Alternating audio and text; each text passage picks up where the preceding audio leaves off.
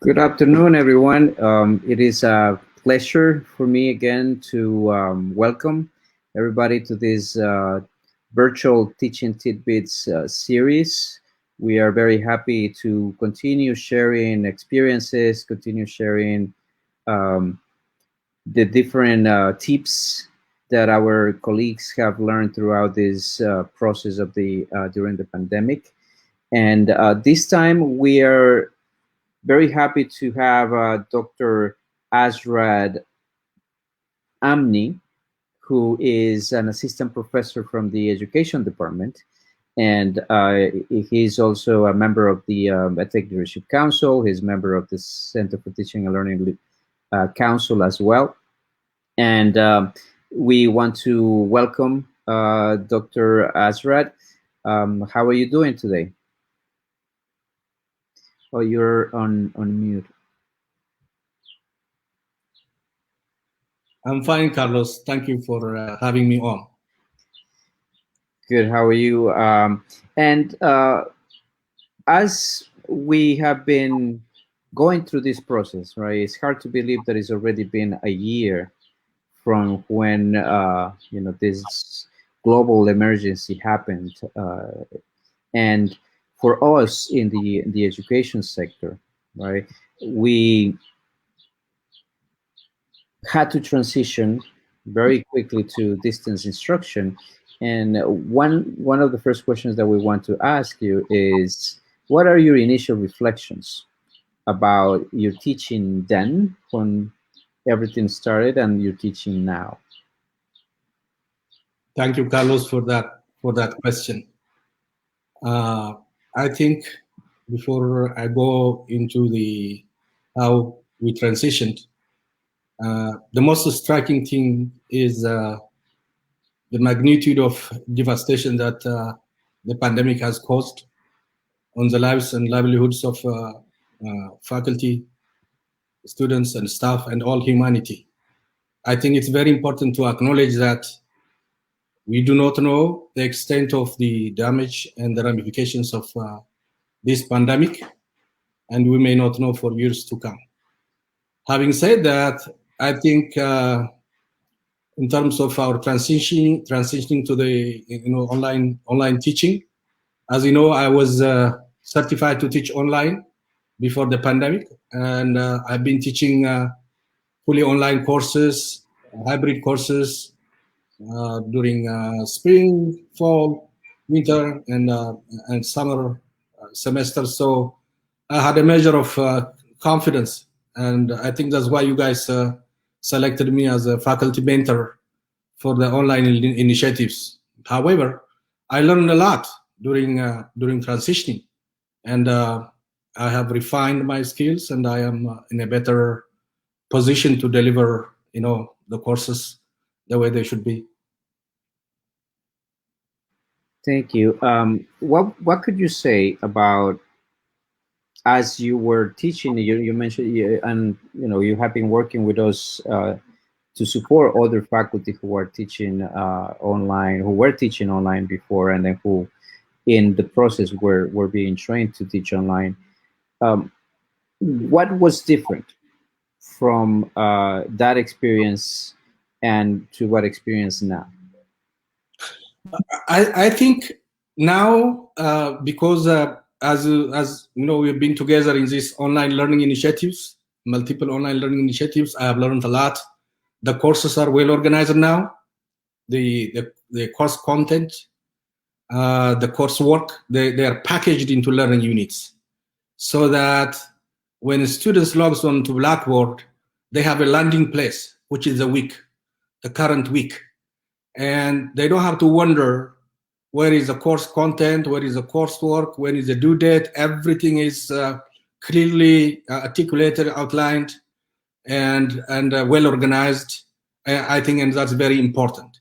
And also, I have learned to be almost continuously present for the students, and I provide same-day responses, mostly same-day responses for their questions, for their emails.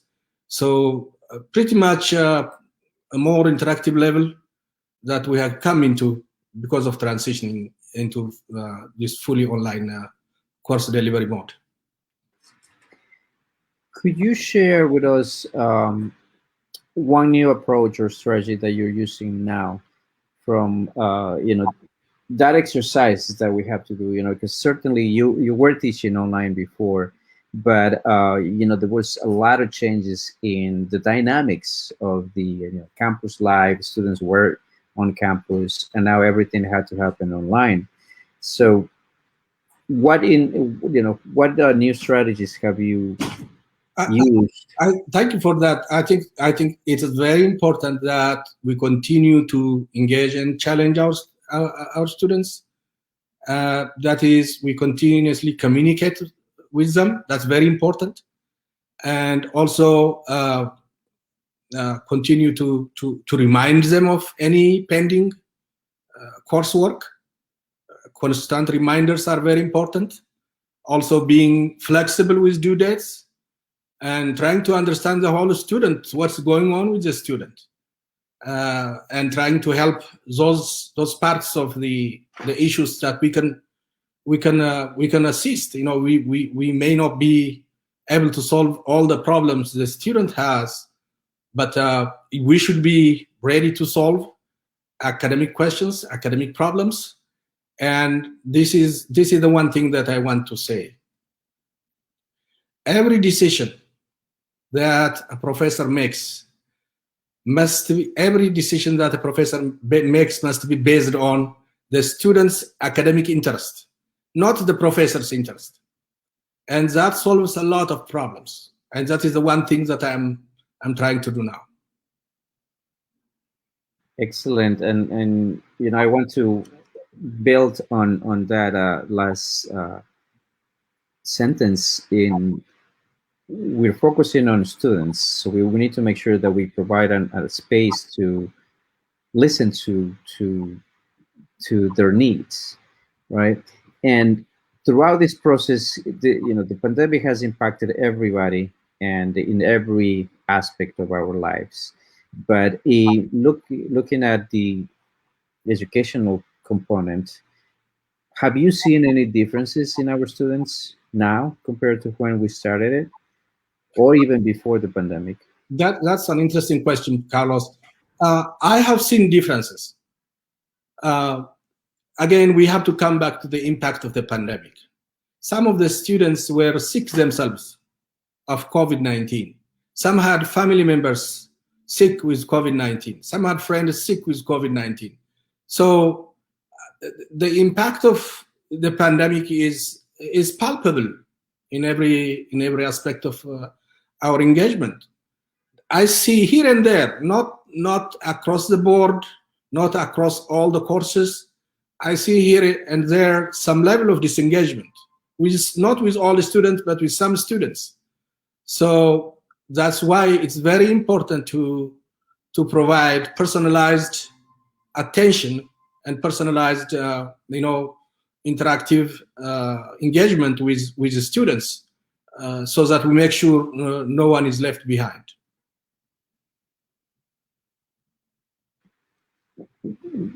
Can you share any of the feedback that the students are providing to you? Any challenges or common challenges that have? Yes, some of the challenges that the students pose. They have, some students have issues with internet connectivity. Some students have access issues. The access issue, maybe some students may have to share their devices with family members. And the learning space, the learning environment may not be as conducive as the in-person classrooms, because there are families. We are living in New York. The house space is very expensive here. So some crowded learning environments may not be so conducive to learning. That's why we have to be very accommodative. We have to be flexible, and we have to be very, very supportive and go not only just the extra mile, go all the way to help our students. Excellent. Along these lines, it is important for us to capture the student feedback and the evaluation of your teaching. Do you have any particular approach that you are using to do that? Yes, I try to capture student feedback. I do it was formal and informal ways. The formal way is like, students have to do their student evaluation of teaching. But the informal way is also not less important than the formal way, where I have an open discussion forum where students can provide comments and feedback, where they can ask for help, where they can reach out, for whatever help, whatever assistance, whatever comments they have. There is an open forum. This is separate from the discussion forum, which is part of the coursework. So the open forum or the general forum is for students to provide feedback. I have also,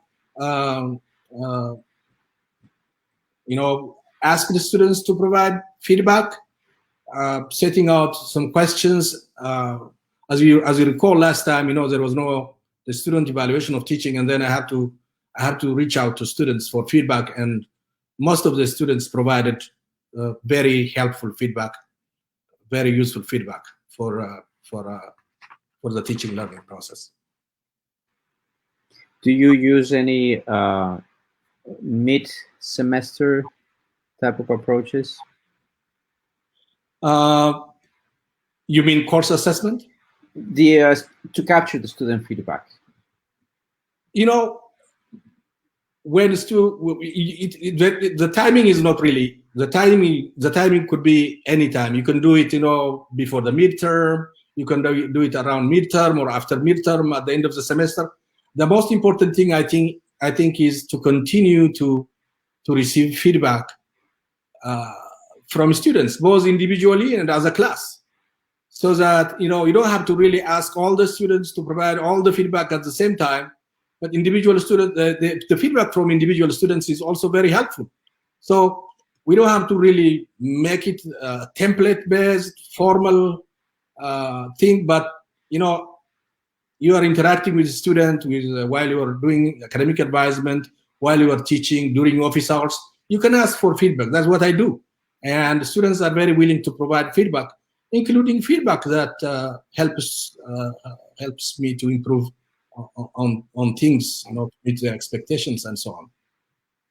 So not always the positive feedback, but yes, that's exactly, yes. Excellent. And here is a question to put the whole period of transition in perspective. Mm-hmm. Right? If you were to go back mm-hmm. when we started this transition, what would you do different? That's a very interesting question. I thought about it, and I think the one thing that I would change is my work-life balance. I'm not going to go into details because not an example.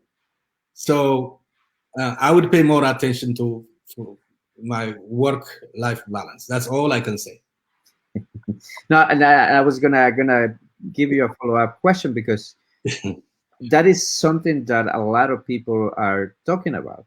Yes. Right? That the least thing we thought about was how do we balance our work life. We had to change a lot, right? We are, in a sense, invading our personal spaces and mixing it with our working spaces, and then we have lost the vision, the limitation space, and then it seems that this added a lot of stress, a lot of other issues.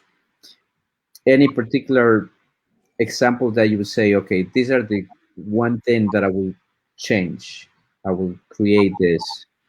Carlos, like I said, mine is not a good example in terms of work-life balance. All boundaries have been removed. I literally have not a good work-life balance, but I am now starting to think, as time goes on and the impact is felt, and I will try to give more attention to it. That's all I can say. Okay.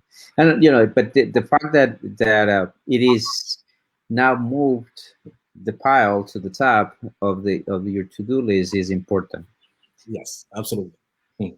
And that there is always a space for continuous improvement, and um, the role that the institution plays to help us in creating innovative, adaptable, and culturally sensitive courses is important.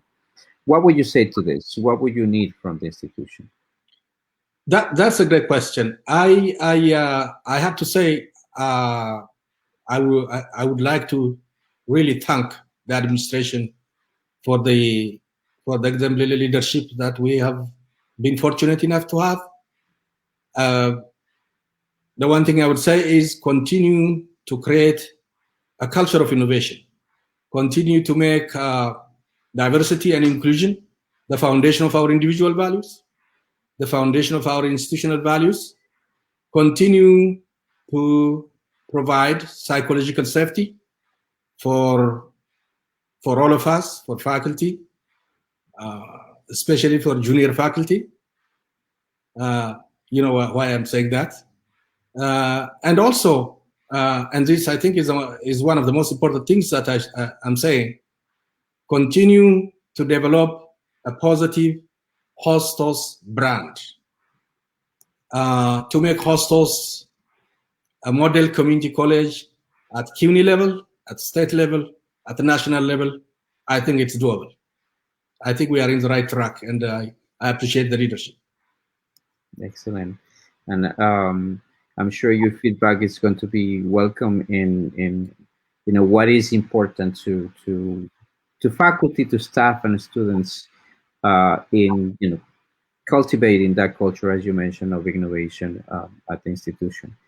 And now talking about a more general perspective, right? We are seeing initial results of the impact of this transition and all of the other aspects of this emergency.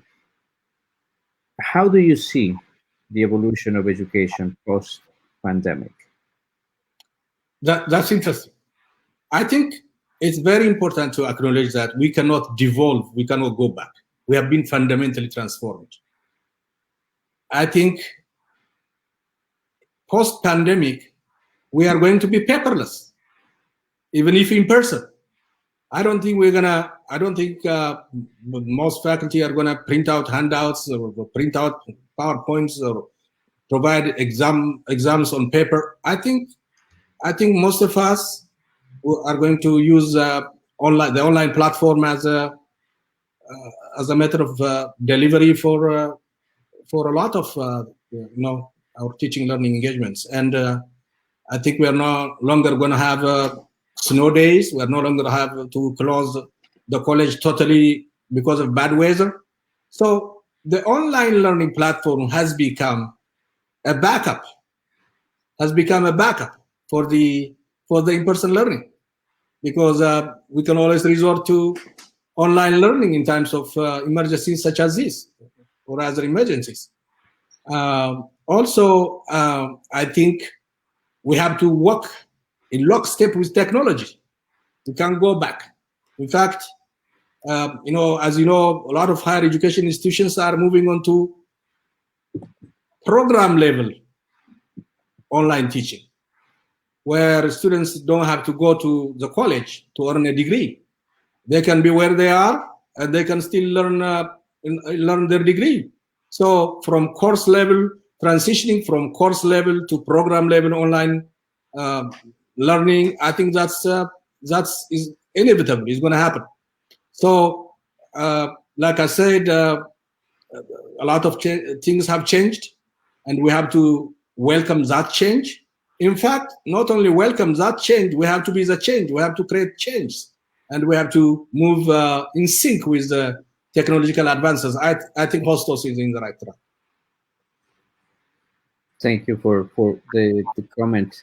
And also we see that we usually have this line of hesitance in trying new things, right? The pandemic pushed everybody to cross that line and experiment, do it, because we had no choice. We had to teach online. Students had to take courses online, and uh, although there's other circumstances that are impacting the outcomes, but we have seen that people had the opportunity to experiment, to experience this process. What would you say about the thinking process from the student perspective on how they see education post pandemic? Uh, when we think of change, there is always going to be some cognitive inertia. There is always going to be some resistance could be from anywhere. That's part of the reality. As you well know, uh, you have to start with the innovators. You have to start with the people who love to take on change. With regard to students, I think students, most of the students are, the tech savvy. We have to be able to reach out and solve some of the issues they have. For example, access to technology, things like that. We have to ensure that they have digital competency. It's not enough to assume that our students are digital literate. They have all the text for digital competency. I think it's very important that we emphasize and also integrate into our courses digital literacy, digital competency, so that when the hurdles are removed, they will like it more. They will like the online teaching learning process more. As long as there are these barriers, it will be very difficult to have the critical mass of the students on board. You are right. It's how do we go past those barriers? But at least we know that it was possible for some people to make that, have that initial experience of passing that comfort level, and now I've seen faculty, students being more open to try new things. Absolutely. So And we have to include more student voices. I think the student expectations, student needs, student aspirations, they are the ones who should be the source of all the information, what needs to be done in terms of having everybody on board at the speed and volume we would like to have. excellent. Any final piece of advice that you want to share with uh, our faculty colleagues and students on where we are and how we're seeing the new normal, if we can call it that? Thank you for that opportunity, Carlos. I have this thinking in me that has been, for some time now. It's one question: how do we maximize the return on learning? How do we maximize the return on the learning experience of our students? That's the question. What do I mean by that? Being a student is a great thing. There is a cost of being a student. There's a cost of learning, and there are goals that we set for students when they graduate. So I think in every syllabus, in every curriculum, we have to integrate what's called career readiness. Career readiness. How do we produce employable students? How do we produce a marketable force? How do we connect our students with whatever stakeholders we have, the employing community, I should say. So integrating career readiness in every syllabus, in every curriculum we have. I think that's one of the most important things that we have to pay attention to. In business lingo, we speak about return on investment. Mm-hmm. We have to be able to talk about the return on being a student, the return on being, the return on the learning experience.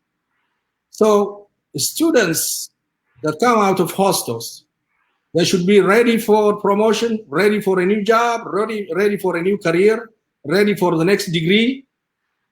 And that's what we have to focus on. I think it's doable. Some institutions of higher education have done it. I think there is also some work in progress at Hostos, but we have to, it should not be left to one department, Office of the Career Services or something like that. I think it is the responsibility of every faculty member to underscore and emphasize and integrate career readiness in every syllabus, in every curriculum. We have to emphasize on soft skills. Soft skills are cross-cutting skills. They may not be related to the subject matter, the hard skills, the soft skills, teamwork, interpersonal relationship, communication. They are important in every walk of life, in every discipline, be it an engineer, doctor, lawyer, whatever. These skills are across the board very, very important. We have to integrate these skills in every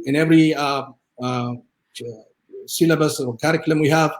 And that is what makes our students employable. That's what makes our students, marketable force, ready for the next college, ready for the next degree. We have to emphasize on digital competency. We have to cultural competency. We have to emphasize on digital literacy. There are a lot of things to integrate. We haven't even spoken about digital ethics, which is very important. What do students do as the intersection of innovation and social values and their learning engagement? What are they doing? I think it's very important to continue to reach out to our students and be a model for them and work on maximizing the return on learning experience. I call it role model, return on learning experience, ROLE, return on learning experience. That's what we need to maximize. We might have to push that new term. We have ROI being very well known. We might want to push that other acronym.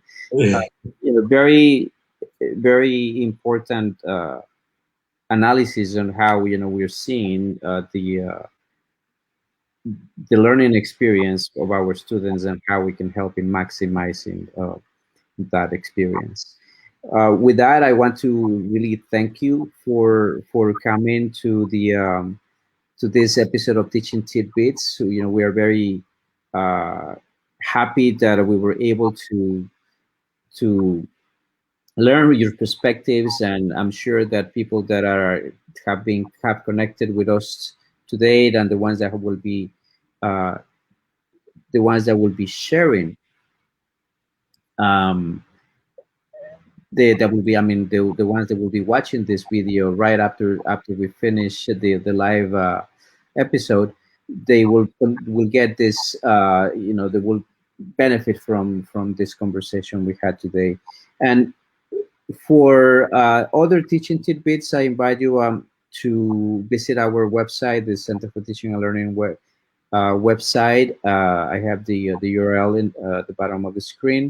Feel free to share this, to visit the website and watch the other episodes.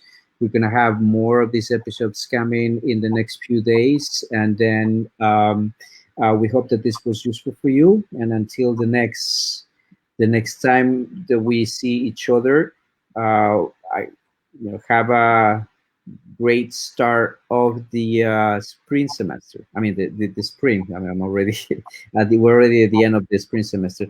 Have a great start of the spring season. Thank you for having Asrat.